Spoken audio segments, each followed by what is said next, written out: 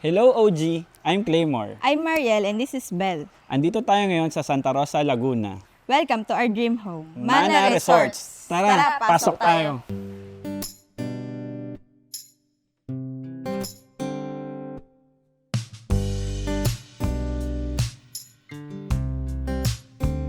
Sobrang personal kasi syempre hindi naman tayo lumaki sa meron. So syempre kami yung pamilyang before wala naman. So parang kami yung gumagawa ng mga chores madalas. So parang yung dad ko yung magdadrive, yung mama ko yung niluluto, kami maghugas ng plato, mga pinsan ko din. So parang syempre growing up ganun yung cycle. Sabi ko sa nanay ko para huwag ka mag-alala, balang araw, tayo naman yung mag-host. Ako naman yung manlilibre sa mga tita ko, pinsan ko ng outing, ganyan. Hindi na yung tayo laging palibre. So, hindi tayo laging tayo yung susunod lang. Yung parang wala kang desisyon kasi wala ka namang ambag. So, dadating yung araw, ako naman. So, parang sa akin, tumatak yung ganong mindset na kailangan kong magsipag, ganon. Hello, I'm Claymore Castillo, Engineer and General Contractor ng C+C Design and Construct. And I'm Mariel Clarin Castillo, Principal Architect ng C+C Design and Construct.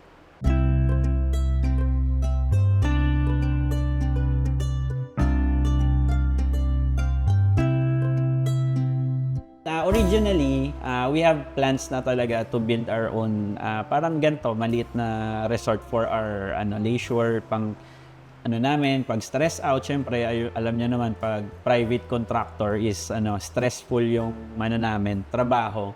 Lagi kaming nagche-check-in talaga sa mga mga gantong klaseng resort. So, nag-decide kami na what if magtayo tayo, mayroon naman tayong lot. So, originally dapat sa Tagaytay kami magtatayo. And then, yun nga, since sabi namin, di ba may lot tayong nakatainga? So, what if doon natin muna itayo kaysa mag-purchase tayo uli sa Tagaytay, and then gastos, yung pambibili natin, pantayo natin ng resort. So, 2 years ago, nag-decide kami na start yung construction.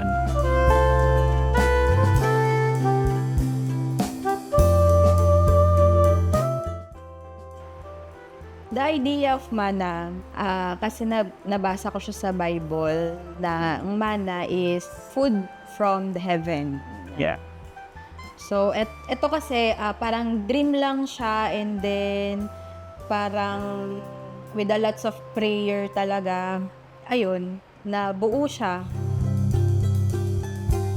Yung concept ng mana is, hindi siya confined sa isang concept lang. So, ang idea was, fruit siya ng collaboration naming tatlo. Parang ang una namin naisip, ano ba yung magiging element ng design na pag nakita mo siya ay mana yun. Nag-come up muna kami sa facade. And then from there, saka kami naglaro paloob. To sa first floor, kailangan meron na tayong ma-maximize na space for accommodation, the pool, the parking, and then yung passive cooling nung area. So kung makikita puro windows, tapos yung sunlight din to pass through inside the house.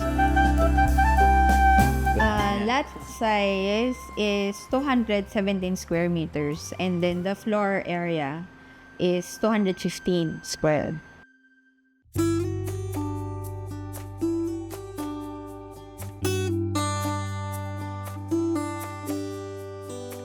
Once you enter the property, bubungad po sa inyo yung one-car garage namin.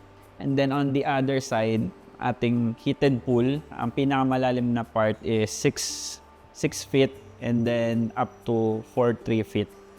And then gumamit kami dito ng Soka Bumi tiles. And then sa likod naman, as you can see there, meron tayong hanging garden na personally pick namin yung mga halaman na nilagay dyan. And then nag-add kami ng outdoor shower para before kayo mag-dip sa pool, pwede kayo mag-shower dyan. So yung pag dito naman sa side namin, makikita nyo yung lanay area na could cater. Sa ngayon, meron kaming 4 na upuan na may synthetic rattan. Pero as you can see there, pwede siya dagdag pa ng mga tables and chairs para kung grupo kayo na nagiinuman or gusto nyo na kwentuhan outdoor, separating from the inside, pwede rin kayong maglagay dyan and mag-gather dyan. And dyan kayong magkaroon ng gathering. So ayun, as you can see, nandito na tayo sa loob ng Mana Resort and kung makikita nyo, andito tayo sa open layout namin. And ngayon, nandito tayo sa aming kitchen area. Gumamit kami ng iba't ibang materials to showcase kung ano yung mga different materials na pwede natin ikabit when it comes sa construction. So yun nga, hindi lang namin kinikater kung ano yung meron kay Mana Resorts and ano rin yung capability ng team pagdating sa design and build. So here, as you can see, very unique yung backsplash na ginamit namin. Hindi siya yung common na nakikita natin sa mga normal na backsplash na granite or tiles. As you can see here, gumamit kami ng Mactan stone na very para siyang natural stone and ang ganda ng texture niya na bumagay and nag-complement doon sa design. And then at the same time dito, kung makita nyo yung mga hanging lights namin or kung tinatawag na drop lights is gumamit kami ng same material kung anong meron doon sa backsplash namin para mag-complement yung design and magkaroon sila ng parehas na concept. As you can see here, nandito tayo sa island counter namin. Gumamit kami ng synthetic marble na material para to complement yung aming design criteria. And as you can see sa baba, meron kaming maliit na cabinet dyan na may embedded strip lights and ginawa namin siyang storage ng mga board games, card games na pwede nyong gamitin habang nagpe-prep dito yung mga kasama nyo, pwede kayong magsaya habang doing what you want doon sa mga board games sa baba. So yun nga, since open layout tayo, bubungad sa inyo yung sunken living area namin na napaka-cozy. As you can see here na nag-incorporate na naman kami ng iba't ibang klaseng material. And then at the same time, yung aming ceiling is fabricated ng team. Gumamit kami dyan ng MDF board with laminate and then yung acrylic mirror niya.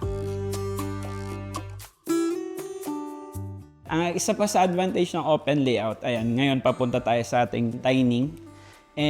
Napaka-open and spacious niya, napaka-luwag and lagi kayong nagkakakitaan, magkakasama. So dito, gumamit kami ng solid acacia wood material and then tempered glass na top. And then same concept, gumamit din kami ng rattan material sa aming drop lights para magkaroon ng ma-incorporate doon sa concept ng design ng buong Mana Resort. Dito sa ground floor, meron din tayong common toilet and bath. Dito sa Mana Resorts, meron kaming 3 bedrooms. So sa ground floor, dito yung barkada room. Tara!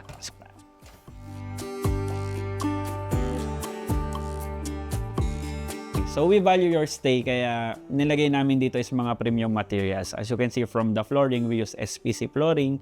And then sa aming design ng aming bed is naka-interior design talaga siya. So we use dito yung arc na shape para syempre yung vibe is maiba naman doon sa mga common designs ng mga rooms.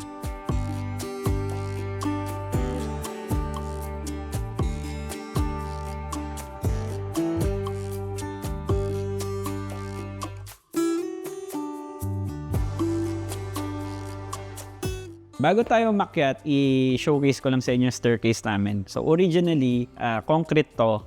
And then, nag-decide kami na balutin siya ng solid wood. And then, pinahan paint namin para to match the overall color concept ng Mana Resorts. And then, at the same time, nag-match kami ng glass para magkaroon ng ibang material dun sa staircase namin. So tara, akyat tayo.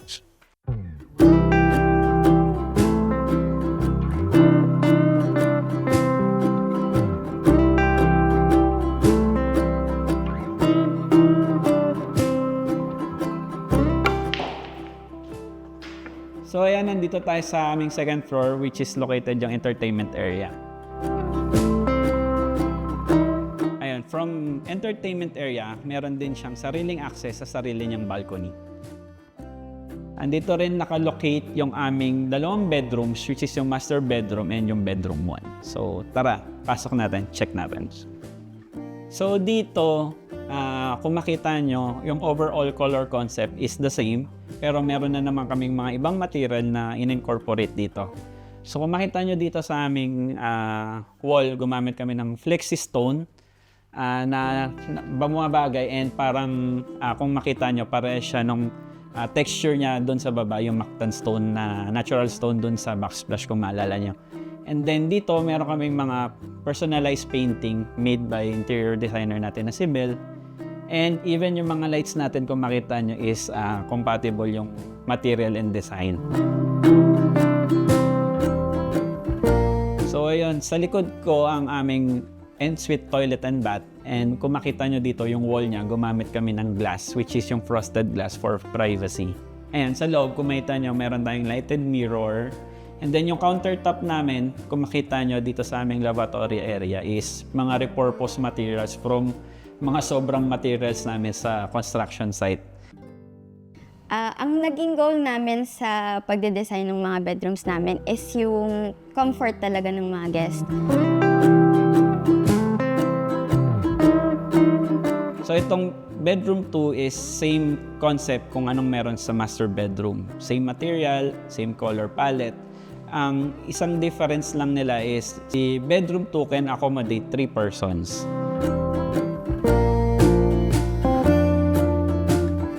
Dito sa third floor, meron din tayong sariling living area. This space is intended mostly for mga teenagers.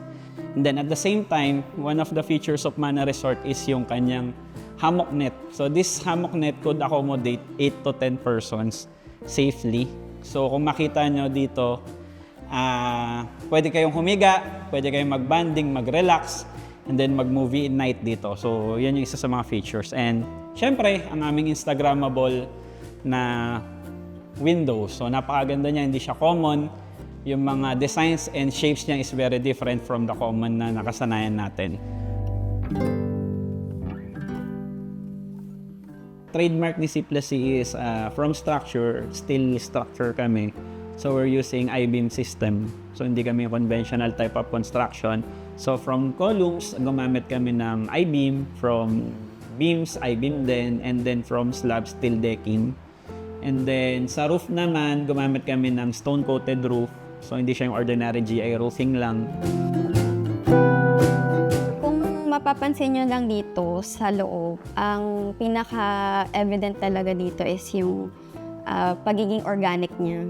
Organic minimalist. Kasi hindi overpowering yung mga accent niya. Tama lang na natural siya, na marirelax ka sa loob.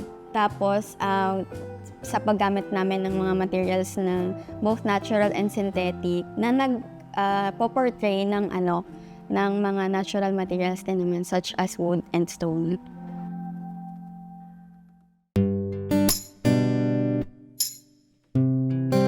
Yung design nito is unique kasi meron kaming collaboration tatlo. So, tatlo kasi kami ditong nangarap. So, meron, kung makikita nyo yung Mana, may tatlo siyang character. So, mapapansin mo yung character ko, character ng wife ko, tsaka ng sister-in-law ko. So, si Mana kasi, dinesign din siya, yung facade is based pa rin sa Bible. As you will see dun sa mga frames, meron meaning per panel. So, every panel kasi is may representation ng mga pinpoints dun sa Bible. Like, for example, yung spirit, love, marami. Health, mga ganun. May mga nakalagay kasi doon kung bakit namin na-design yung harap. And then at the same time, sabi ko nga, hindi kami nag-contain sa, for example, sabi natin Mediterranean or Bali concept. Wala siyang ganun. So parang ang concept namin dito, kung ano yung naisip namin, ano yung gusto nung feelings namin, ano yung babagay. So dahan-dahan namin siyang binuo parang Lego. So tara, sabi nga niya, facade muna tayo, anong itsura. So wala pa kaming floor plan, may facade na kami. Kaya sabi sa inyo, way back before, may sketch na kami. Doon kami naglaro ng design. Doon sa sketch ko na from scratch paper. Doon namin siya pinattern.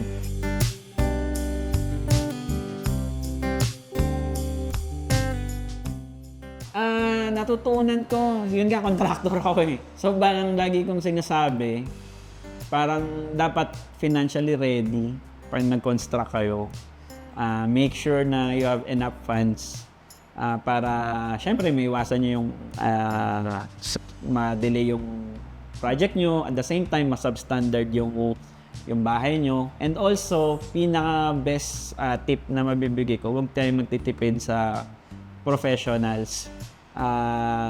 Yan yung pinakamalaking natutunan ko. Kahit ako contractor na, professionals and workers. So, huwag natin titipidin yan kasi kala natin, yun nga, lagi ko sinasabi, kala natin nakakatipid tayo. Pero by hiring right person para sa build ng ganito, lalo na to, dream mo to, pinag-ipunan mo, malaking matututunan mo is huwag kang magtitipid sa professionals kasi sila yung mag-guide sa'yo na yung money mo is worth yung value na ilalabas mo. Ako natutunan ko yung yung patience with everything kasi hindi lahat kaya mong kontrolin. Lalo na yung financial part, hindi lahat kaya mong kontrolin. Suddenly, kailangan bumiling ganito. Suddenly, may gasto. Suddenly, may kailangan bayan. May nagkasakit. Yung tao mo umalis. So, yung frustration nandoon. Pero, syempre, you learn to navigate your emotions. Hindi ka pwede magpadala. So, you learn to manage emotions. Kasi marami. Parang roller coaster talaga pag nagpapagawa. So, nandun din yung responsibility mo to check, to background check the profession. Yun. Kaya yun nga, hindi biro ilalabas ng money. So, pinaka-advice talaga dyan is don't risk it. Do your due diligence to check. After that, syempre pag lahat naman align, that's okay. That's a big check. So, yun lang naman pinaka-advice ko talaga na mabibigay sa mga gusto magpagawa. So, if may advice ako sa mga homeowners na plano magpagawa ng bahay or even ng resort or commercial spaces, huwag kayong manghinayang sa mga ibabayad nyo sa interior designers. Kasi yung profession namin is there for a reason. Hindi lang po kami para sa decorations, hindi lang doon. Dito kami to guide you para magkaroon ng space na more cohesive. Hindi yung, kunyari, titingin ka sa Pinterest at saka sa mga inspirations. Tapos pag nilagay mo siya sa isang space, pag pinag-combine mo na siya lahat, para na siyang chop suey. Yun yung mga, isa sa mga iniiwasan din namin. Bukod sa pagtitailor ng mga needs and wants nyo sa inyong mga space.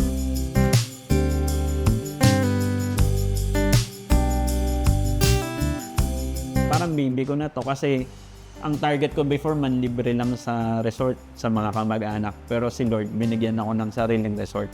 So doon ko nasabi na parang huwag kang mainip. May plan sa'yo si Lord. Kano kahirap yung buhay. So from manlilibre lang sana, binigyan niya ako ng resort, di ba? So, ayun. Kaya sobrang personal sa akin ni Mana. From the name, from the construction, paano ko siya binuo, paano ko siya pinag-ipunan, paano namin siya tinayo. Hindi nyo alam yung hirap before. Oo. Na kung matatapos siya. Tapos ngayon, tapos siya nag-generate na sa amin. So, yung promise ni Lord talagang tinupad niya. So, yun.